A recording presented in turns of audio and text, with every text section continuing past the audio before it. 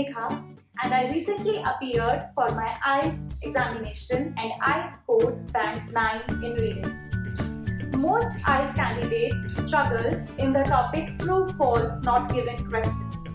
In this video, I will tell you exactly how I prepared for these question types, and towards the end of the video, I will also solve one sample question for you. So, let's start learning. Tip number 1 is, first of all, read the first question statement, then come back to the passage and skim read it. Sometimes the answers to true-false not given questions begin from the third paragraph. So don't waste your precious time in reading the entire passage thoroughly. Instead, read the first question statement, then come back to the paragraph, skim read it, and once you encounter the information that is related to the statement, slow down and start reading the passage thoroughly. In this way, you can save a lot of your precious time. After solving the first question, read the second question statement and start reading the passage from the point where you left. This is an important point to be noted. Don't start reading the entire passage again. Instead, read from the point where you left after the first question. This will be explained later in the video when you will see me solving the sample true-false not given questions. Now, let's move to tip 2.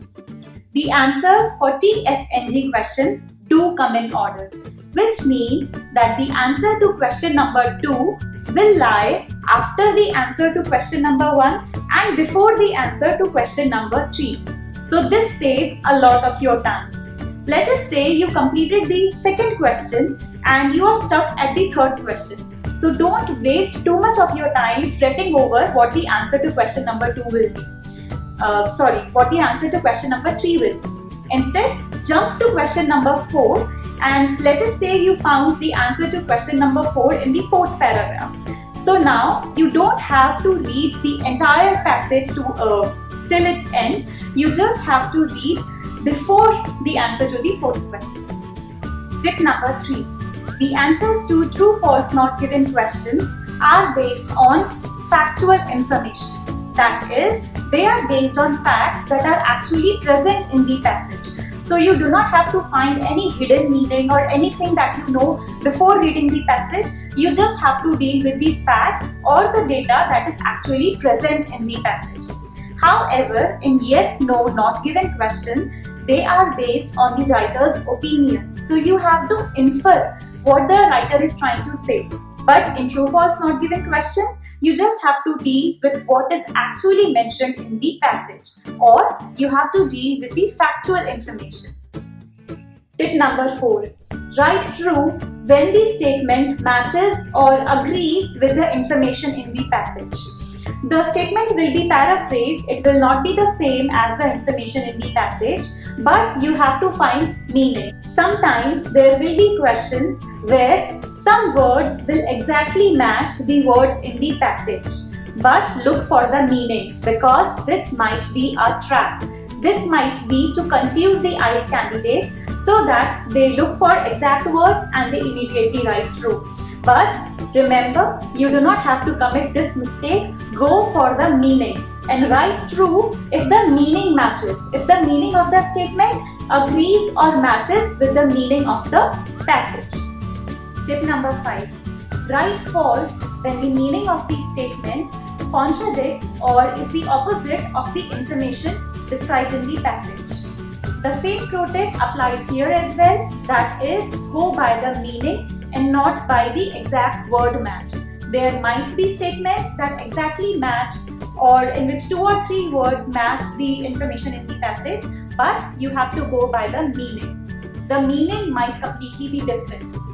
Tip number 6.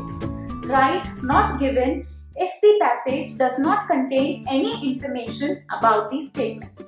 Tip number 7. You do not need to know the meaning of all the words mentioned in the passage. There will be vocabulary, there will be words you have never heard of before, but it does not matter. Don't sit there and try to remember the meaning of words given in the passage. Instead, just see the context, because the context will only help you look for the answers to the true-false not given questions. Hence, don't waste your time trying to think of the meaning of each and every word in the passage. Tip number 8 is mostly all the 3 answers, that is true, false and not given, are to be used. Which means it is very unlikely that one particular answer, let us say false, will not be used at all. Let me elaborate. If you are given 4 questions like this and you are stuck at question number 2, let us say you are not able to decide if the answer to second question is false or not given. Most probably the answer to second question will be false because it has not been used in the other 3 questions. So, the 3 answers, that is true, false, not given, are evenly distributed. And let me admit that this has happened with me in my examination. I was confused between true and not given for third question, and I opted for true because it was not the answer for other questions and I was sure about it. And I guess this tip worked for me because I scored a band 9 in reading. So this was all for today's video. I hope you learned some important tips for how to solve your true, false, not given questions, and I hope that this video relieves some anxiety of yours. Let me know in the comment section below if you want me to make more videos for true, false, not given questions. I will see you people in my next video. Till then, stay safe and keep learning. Bye.